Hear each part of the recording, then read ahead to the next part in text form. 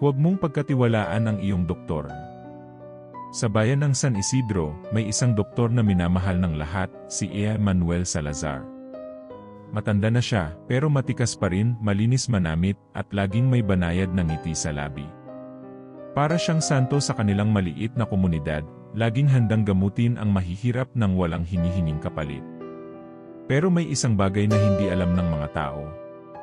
Marami na ang nawawala sa bayan, mga estranghero, mahihirap, at walang pamilyang maghahanap sa kanila. Palaging tahimik ang pagkawala nila, parang bulang naglalaho. Walang ebidensya, walang ingay. At kahit anong gawin ng iba, hindi nila makita kung saan sila napunta. Pero may isang nurse, si Liza, na may kutob. At ang lahat ng biktima, may isang bagay na nag-ugnay sa kanila. Sila ang mga pasyenteng dumaan sa klinika ni Salazar. Isang gabi, nanatili si Liza sa klinika matapos magpaalam sa doktor na uwi na siya. Nagkubli siya sa likod ng lumang kabinet, tahimik na nagmamanman. Napuno ang kanyang tenga ng tunog ng kutsilyo na dumudulas sa laman, ng gunting na pumuputol ng kung ano. Isang malamig na boses ang bumasag sa katahimikan. Huwag kang mag-alala, magiging kapaki-pakinabang ka pa rin. Dahan-dahan siyang sumilip at halos mapasigaw sa nakita.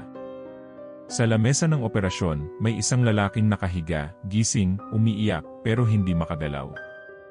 Ang kanyang tiyan ay nakabukas, kitang-kita ang kanyang mga laman loob na unti-unting tinatanggal ni Salazar, gamit ang mapanlinlang na kasanayan ng isang bihasang surgeon.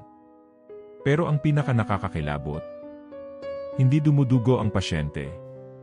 May nakakabit na tubo sa kanyang liig, may mga karayom sa kanyang ugat, isang makinang gawa sa hindi maipaliwanag na teknolohiya ang tila nagpapanatili sa kanyang buhay, kahit unti-unti nang ninanakaw ang kanyang lamang loob. Sa tabi ni Salazar, may isang stainless tray na puno ng malalinis at sariwang mga organo, puso, atay, bato, baga. Nagningning ang mga ito sa ilalim ng ilaw, parang bagong ani.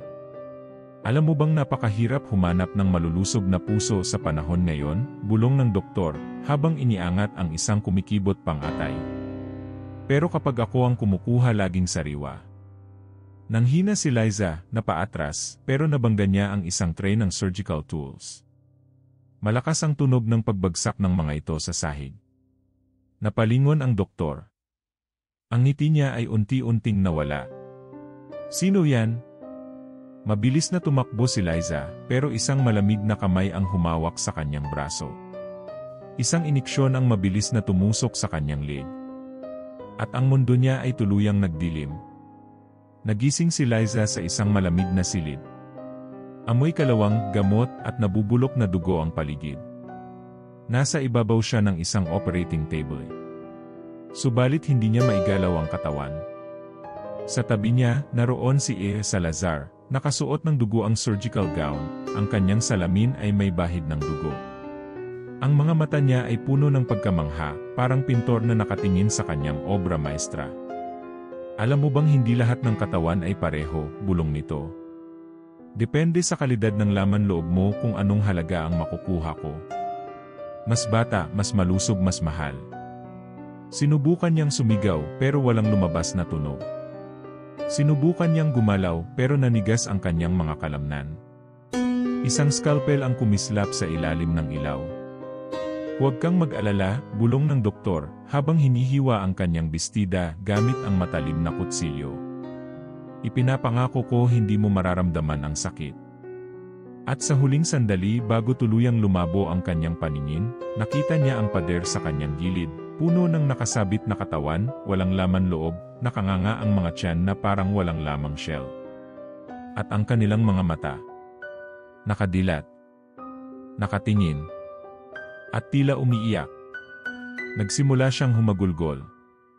Nakangiti lang si Salazar. Hanggang sa muli nating pagkikita. Kung nagustuhan niyo ang kwentong ito, huwag kalimutang i-like, i-share, at mag-subscribe. At tandaan, hindi lahat ng doktor ay dapat pagkatiwalaan.